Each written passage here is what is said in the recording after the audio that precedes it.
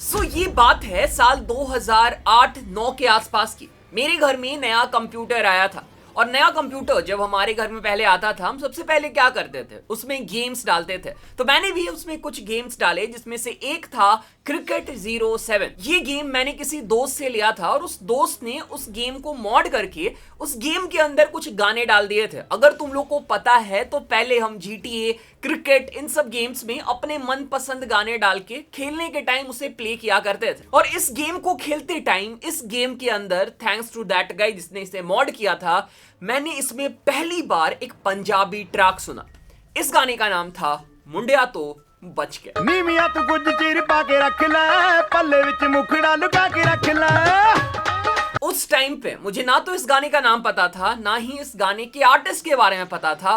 बस एक चीज पता था कि भाई गाना बढ़िया है और मैंने गाने में काफी वाइब किया।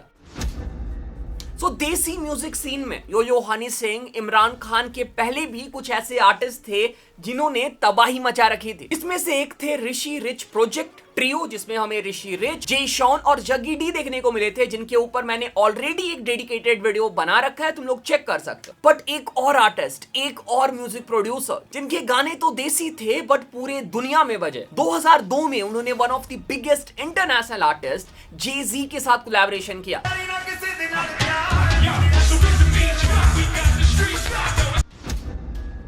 उनके गाने यूएस, कनाडा और बाकी इंटरनेशनल चार्ट्स में रैंक कर रहे थे। मल्टीपल हॉलीवुड मूवीज में इनके गाने फीचर हुए। ये कहानी है एक ऐसे देसी म्यूजिक प्रोड्यूसर की जिन्होंने अपने ढोलक और तंबी से दुनिया का साउंड चेंज कर दिया। बल्ले बल्ले बल्ले बल्ले बल्ले बल्ले नी आज फिर कितने चलनी है मोरनी बनी। आज भी इनके गाने कहीं पे प्ले हो जाते हैं, फर्क नहीं पड़ता है वो इंडियन है या फिर अमेरिकन या फिर कहीं और से, वो उनके गाने सुन के डांस करने लग जाता है। This is the story of Punjabi MC. तुंदा ग्रुप ਜਿਹੜਾ ਹੈ पंजाबी एमसी वेरी नाइस।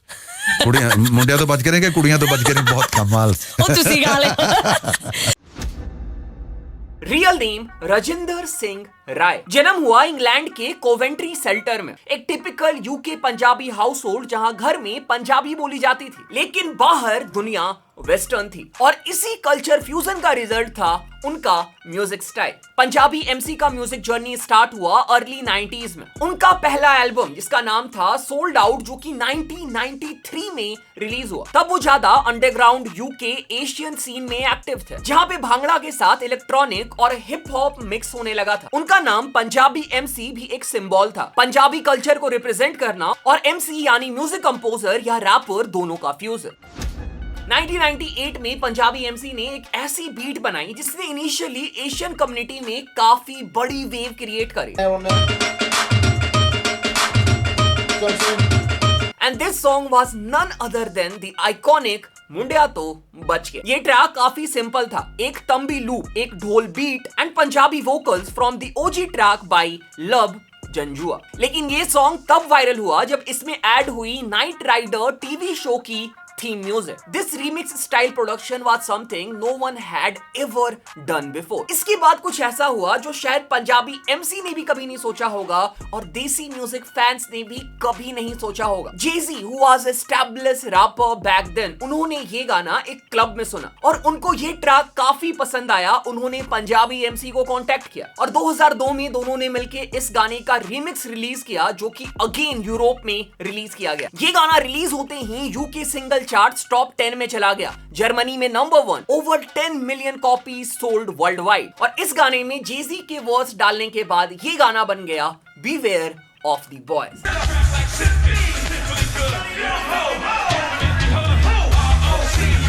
इस कोलैबोरेशन ने इंडियन साउंड को हिप हॉप मेन स्ट्रीम में एंटर करवाया। सडनली देसी कल्चर कूल बन गया वेस्ट में। बियॉन्से तक ने अपने कॉन्सर्ट में इस बीट को यूज किया एंड इवन कुछ टाइम पहले जेजी इंडिया में कॉन्सर्ट करने आए थे, उन्होंने भी इस ट्रैक को परफॉर्म किया था।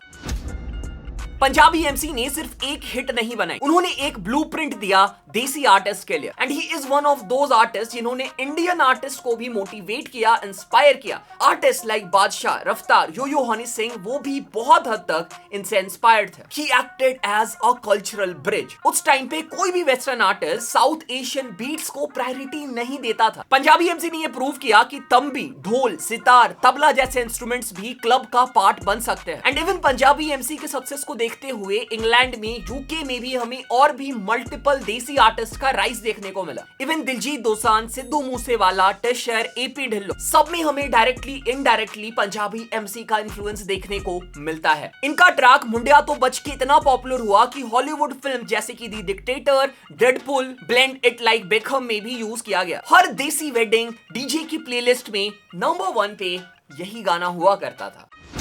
Panjabi MC one hit wonder बिल्कुल नहीं थे। भले ही उनका सबसे ज्यादा पॉपुलर ट्रैक मुंडिया तो बच के है, बट इसके अलावा भी उन्होंने मल्टीपल आइकॉनिक ट्रैक्स दिए। वन ऑफ देम इज जोगी, जो कि करंटली इंस्टाग्राम रील्स पे काफी ज्यादा वायरल हो रहा है। दे दिल परदेसी नू तैनू नित दा रोना पै जाऊगा।